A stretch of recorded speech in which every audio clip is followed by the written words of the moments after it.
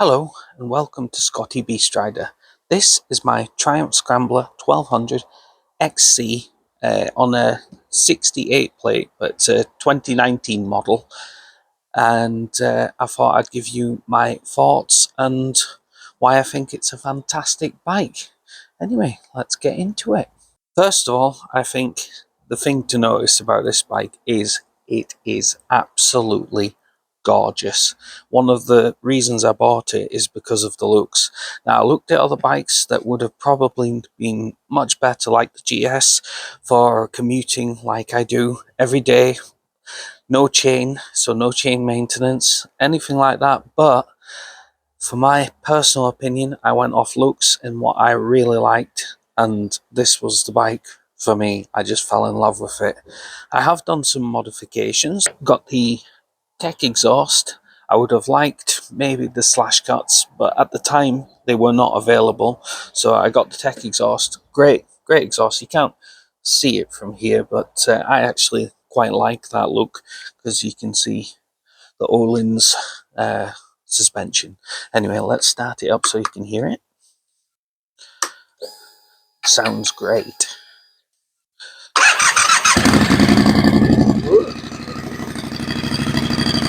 Sounds great. Anyway.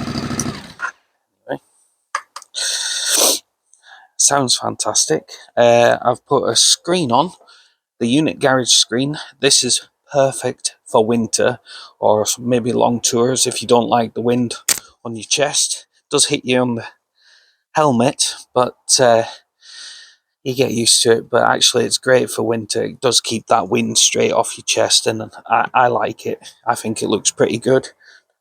Unit garage rack and Jivy top box and plate, and it does a great job, and it's ideal for me and practical for me as I commute everywhere. Now, this bike's got 89 horsepower, 110 newton meters of torque.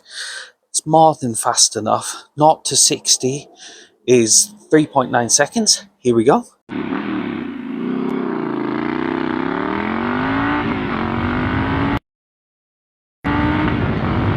Now you can do everything. I think that's 3.9 seconds is definitely more than fast enough. You can do illegal speeds in no time. Top speed, I think in 5th gear, which is faster than 6th gear, because 6th gear is totally restricted. I mean, seriously restricted. Once I get this an ECU reflash, this bike will probably be a different bike completely. But 5th gear is the fastest at 120 miles an hour. Here we go.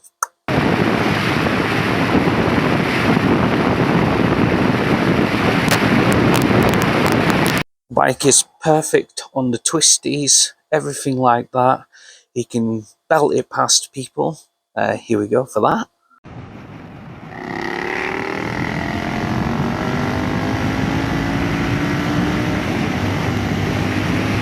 Also, off-road. You can take this bike off-road. I mean, this is a perfect bike for everything. Off-road. Here we go. Boom. We're getting this.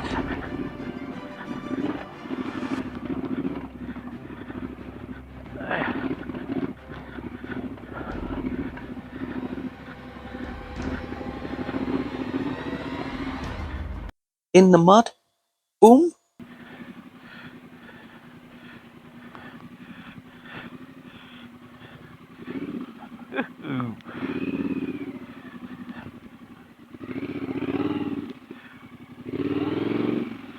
Uh-oh.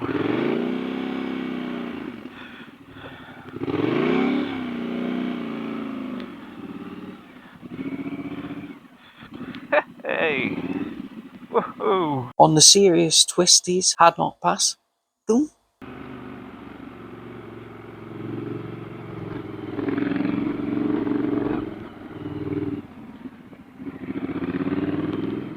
Second.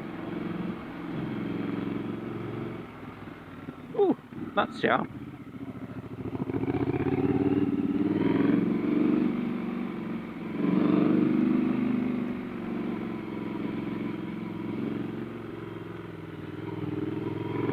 Can't say I'd want to stop here.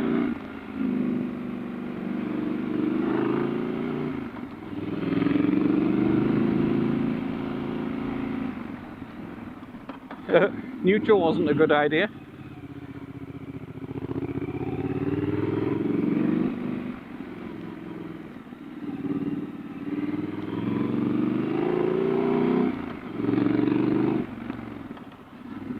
Awesome, awesome. This is freaking awesome.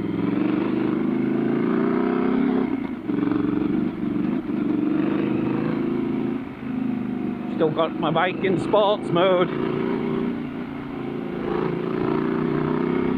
Now I'm 5'8", and this bike fits me no problem. I'll show you what I look like. Don't fall. I have to 1-foot it. I can't really 2-foot it that well. I've got 29-inch seam legs, so perfect for me. Yeah, it's just a fantastic all-round bike. I definitely recommend it for commuting. Filtering, absolutely no problem. Here you go.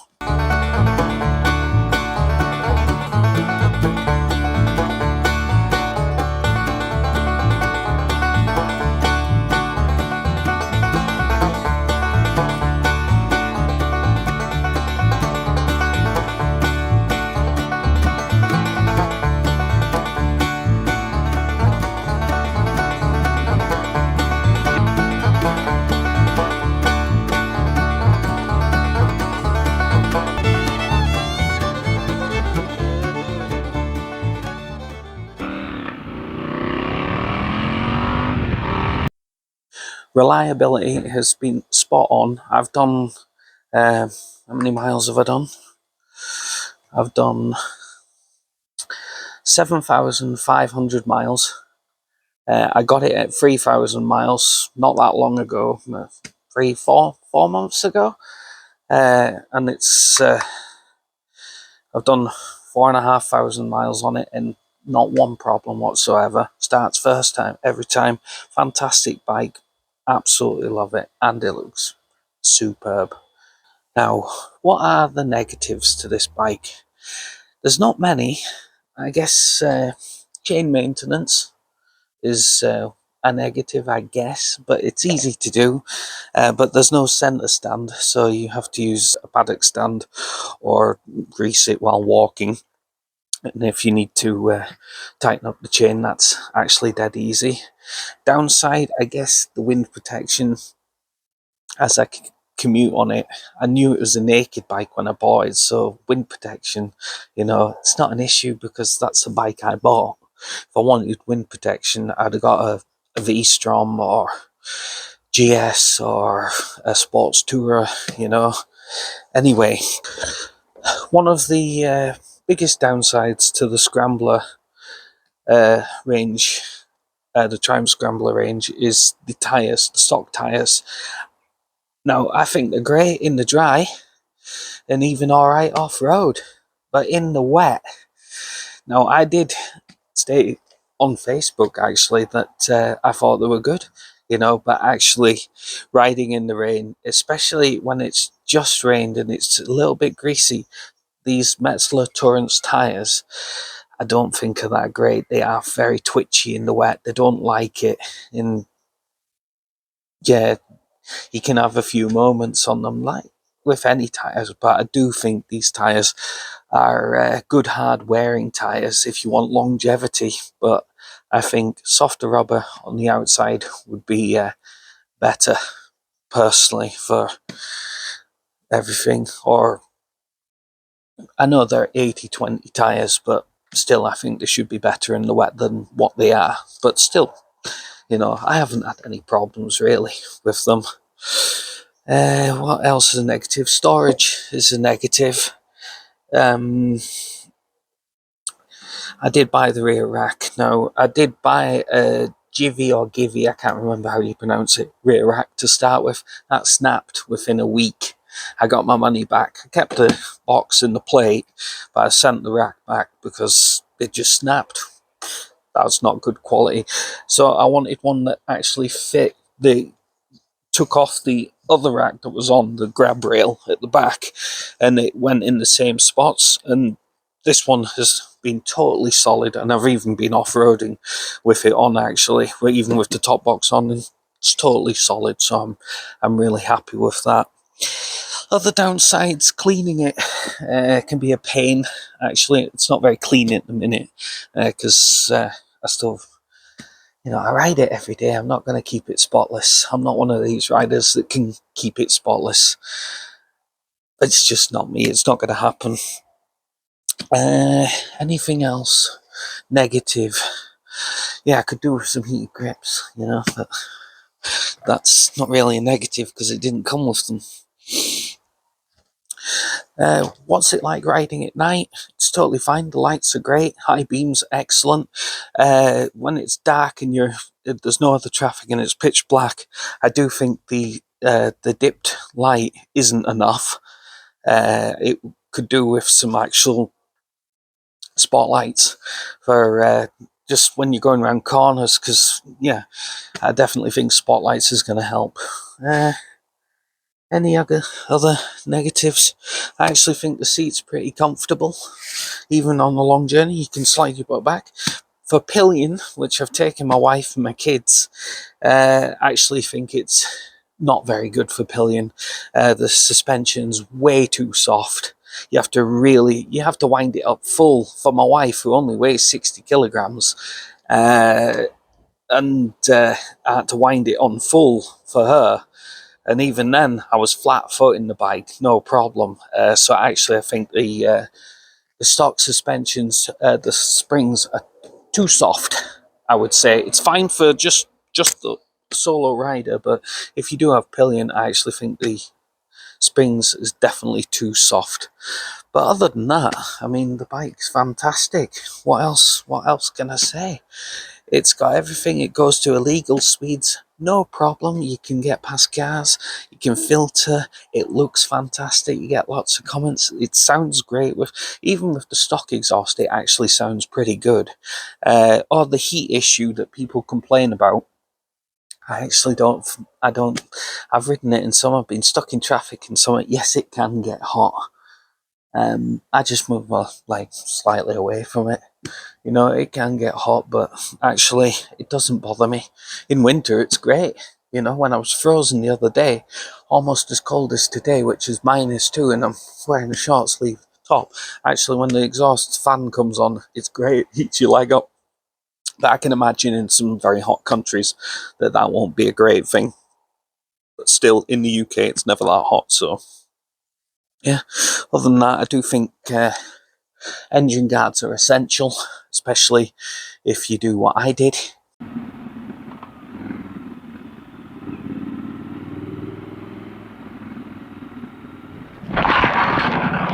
Back! Slippy!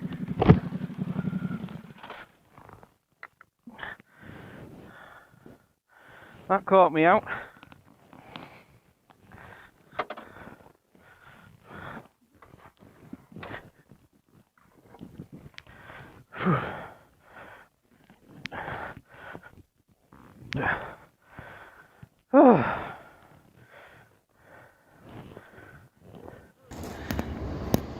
The damage?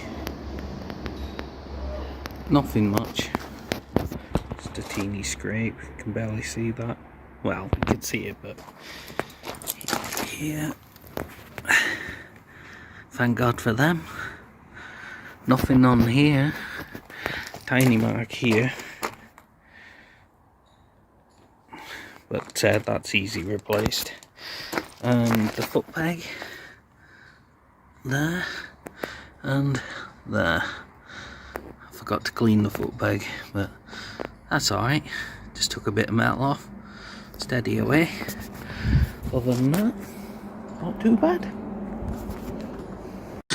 But the good thing is, it's all a metal bike, so that I just sand it down. I've redone that, sanded any bits down that are damaged, and it's good new. You wouldn't even know, And oh yeah, big negative actually is I hate rider modes. Okay, I don't mind if there's but for rain, I've never used it. for road, I've never used it. I only use sports mode. Only sports mode, no matter what the weather, sports mode. I want the bike to feel the same every time I ride it. The only time I change mode is for off-road. That's fine. That's totally fine with me. I'm happy for full power and off-road mode. That's all I need. Fuel economy, actually on the plus, I do 56.7 miles to the gallon on this. That's my average. I haven't adjusted it since I bought it. Sometimes it goes up on longer journeys when you just sat tootling along at 60, 70, something like that. But on average, because I'm commuting in that and usually gung-ho, getting home fast or going to work fast in the mornings as well, it doesn't do as well. But to be fair, it's a 1200 and it's doing 56.7 miles to the gallon on a 16-litre tank. It's bloody fantastic for me. I absolutely love it. Do I regret buying this bike? No. I think this is the best bike I've ever had. It's the most expensive bike I've ever had. But yeah, I love it. I hope you enjoyed the review. Thanks very much for watching. Don't forget to like, comment and subscribe. And to all my Scottish viewers, look, Scotland! Where is it? Scotland! Scotland! Anyway, alright.